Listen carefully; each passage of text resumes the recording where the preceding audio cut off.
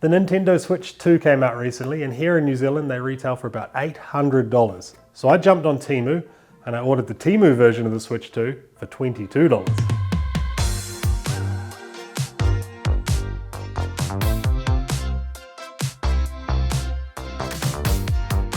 So welcome to the Underground Arcade. My name is Bronson. I'm from a small town way down the bottom of the world in New Zealand, a small town called Taupua, and I'm on a quest to build an arcade in my shed I'm sitting here on our property. I want to transform this into my own retro arcade with cabinets like this beautiful one behind me. But recently on the channel, a few videos back, we actually ordered a game console off Temu. I was wondering, trying to answer the question, I guess, what if you don't have room for a cabinet like this in your house, but you still want to play the classics? So I ordered a little handheld console, and it had 12,000 games on it. It cost about $50, and I was actually pleasantly surprised with it. It had all the games I love on it, all the old school Spaceys games, stuff you'd find on cabinets like this, and actually really decent product. And I was kind of surprised, being Temu. You never know what you're going to get, I suppose. And so I was thinking the other day, I'd love to buy a Switch 2. My kids were hassling me, oh, have you seen the Switch 2, blah, blah, blah. And I was like, yeah, but they're $800. And then my son Harvey said, can you get a Switch 2 off Temu? And I literally typed Switch 2 into Temu. I ordered the first thing that came up, which was this little console here. Now before we unbox it, I know this isn't going to be the same as a Switch 2. It happens to be red and blue. It happens to look kind of similar. It's a lot smaller, as you can see, and it only cost $22. But I am intrigued because, like I said, the last console we ordered off Temu actually turned out to be pretty good. So I thought we'd unbox this. We'll have a look at some of the specs of it, some of the features, and see if it's worth the $22 I paid. Let's do one of those classic unboxing videos. What's in the box? We have a charging cable. Perfect. USB-C charging cable. We have an RCA or component to 3.5mm jack cable. No idea what you'd use that for. Maybe you can plug these into the TV. We have the console itself. This thing's tiny. So there you have it. Temu's Switch 2. Let's figure out how to turn this thing on. Oh, it's actually got a physical switch. I like that. Whoa. Okay, it's got a speaker. First impressions are very light, this hardware. Looks quite cool. It's got a decent little screen, and it is only a 3-inch screen. Very plasticky, and it looks like it should have buttons where it doesn't have buttons. Like on the left-hand side, you've got your normal controls, and you've got one sort of thumbstick.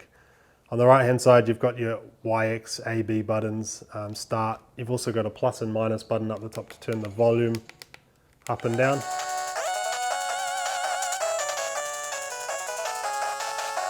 So I just powered this thing up, and it gave me the option of selecting Chinese or English. So I went with English to make this video a bit easier.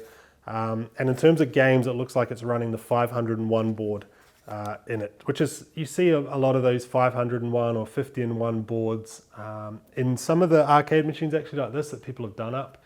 Off AliExpress you can get these like cheap 50-in-1 boards, and they just sort of have 50 popular games on it.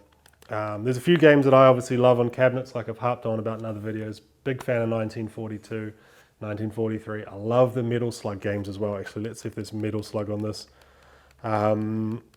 Now this, well, it looks like it's got a few cool games. It's got Chip 'n Dale on there. It's got Adventure Island. It's got Mortal Kombat, Street Fighter, Super Mario. It does look like you have to scroll down through all 500 games, and they are not in alphabetical order. Oh, it's got 1942. So it's actually got a fair few games in there. I mean, 500 games will keep you pretty busy. One criticism I did have of that other console I bought was that 12,000 games is pretty overwhelming.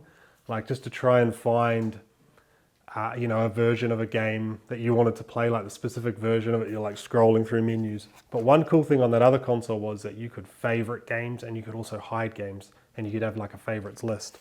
This seems a lot more basic, just 501 games, and you've got to scroll like crazy to get through them. So one con is that it's got no settings menu. I can't turn the screen brightness up or down. I don't think I can change any settings.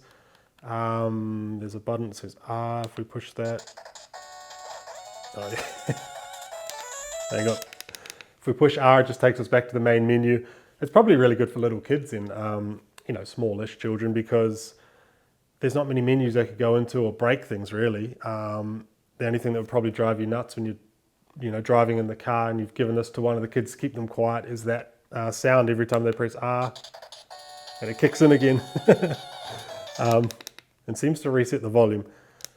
But it does have a lot of neat games actually. I've been trying to get my children more into this sort of style of gaming rather than VR headsets and all that good stuff. I'm trying to show them what proper games are, right? Play a bit of Metal Slug on one of these.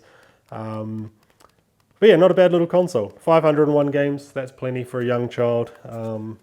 Feels quite plasticky, feels like a toy, but for $22, I guess it is a toy.